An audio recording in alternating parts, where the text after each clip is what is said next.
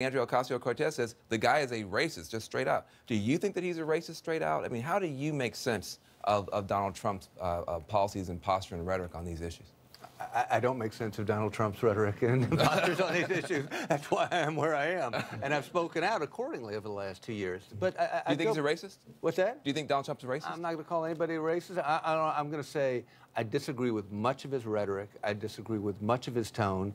On both fronts, it's against a lot of American themes, and it's certainly harmful to the Republican Party. I think in that regard, the Republican Party has been held hostage with regard to the way in which he treats other people, and it's, again, at the detriment of a lot of people out there working at a grassroots level, awfully hard within their spheres of influence to make a difference in their own communities in terms of race relations and others.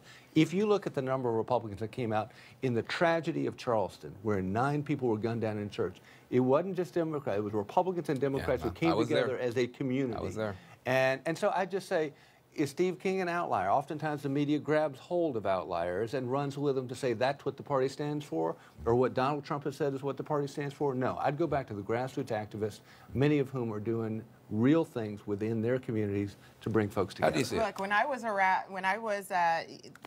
around last year, and you heard comments from people like Blake Farenthold, and he would, you know, the use of taxpayer funds to